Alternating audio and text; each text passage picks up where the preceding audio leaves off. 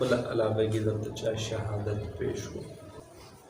اوس د ده نه به څه څه تپوسونه به کې د ده جان پړتال به څرنګه کې چې دا یار دروغ وي که رښتیا وي. یو دا چې د ده نه د وخت په باره کې تپوس وکړه چې وروره تا دا سپوږمۍ چې دې ولیدل پیکس تا سره په ګړۍ کې څه کوي.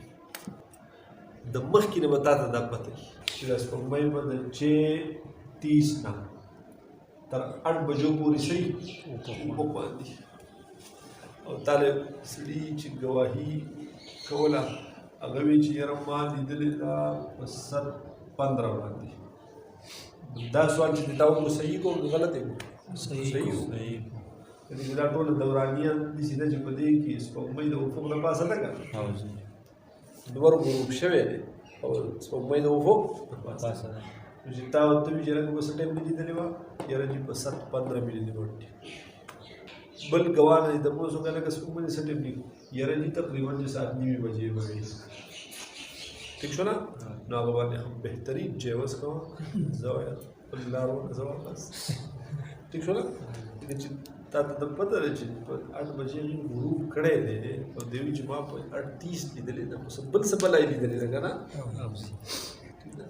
یو به دې د وخت تپوس په دې نه کوې او د مخکې نه به تا ته معلوم وي چې سپوږمۍ دومره ټایم دی د دې ټایم نه د دې ټایم پورې یو سوال شو.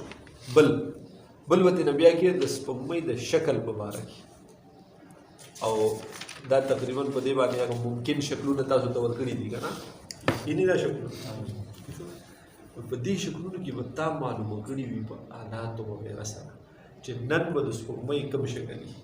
بالفرض نن د سپوږمۍ هغه دا شکل او دې تا ته داسې شکل جوړ دي چې ما داسې لیدلې ده خطا شوی دی که نه. بل دریم سوال به ترې بیا کې نور چې به کوم ځای پټ شو که نه چې غروب شمس په کوم ځای وشو د هغې د سپوږمۍ کوم طرف لکه دی وي گواہ سے یہ پوچھا جائے کہ جس جگہ سورج غروب ہوا تھا چاند اس سے دائیں جانب تھا یا بائیں جانب.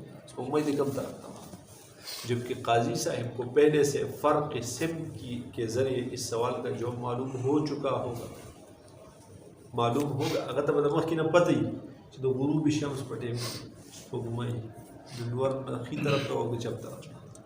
بل د ګواه نه دا معلوم کا چې د سپوږمۍ د افق نه بلنده څومره وه د افق نه د دې دپاره ضروري ده چې دا ګواه ستا مخې ته وي. اوس که په ټلیفون درته ګواهي کوي نو بیا ته دا پته لګېدلی شي لکه ته دلته ناست یې قاضي یې ته ګواهۍ درته راځي او تا ته یو سړی اوس د کرک نه د ټلیفون وکړي چې جي قرآن قسم درته کوم ما سپوږمۍ ولیده ته دا معلومات کولی شي چې څومره بلنده وه. د دې لپاره د ګواه هغه حاضري څه نه ضروري. ټیک شو نه؟ شهادت وایي دې ته چې ګواه به حاضري نو چې کله هغه حاضر شي نو هغه ته وایي چې بلنده څومره درکړو ما ته یې وښیه. نو هغه تا ته پیکس لکه هغه عام سړی دی نو تا ته ډیګرۍ نه شي ناپ کولی یا څه آلات ورسره نه وو چې په هغې ډیګري ولا په هغه ټایم کتلی ده چې هغه به تا ته اندازتن وایي چې یاره په دغې ځای یې دغه ونه چې ښکاري د دې ونې په دې سر باندې بلکل یا دا غر چې ښکاري دغې ګټې دې طرف ته په دې ځای باندې داسې اندازه به راته ووایي که نه ته به د هغې اندازې خپل میچ کچ وکړي چې دا دې چې کوم ځای ښیي نو دا د افق نه څومره ژوند دی. څلور تپوسه شول. دقه څلور تپوسه چې دې وکړي او په دې څلورو واړو کې دا ګواه صحیح وویل پته ولګېده چې د ده ګواهي د بدیهیاتو نه خلاف نه ده د ظاهر نه خلاف نه ده او که په دې سوالونو کې خطا شو نو بیا د ده څه ده ګواهي د ظاهر نه خلاف ده.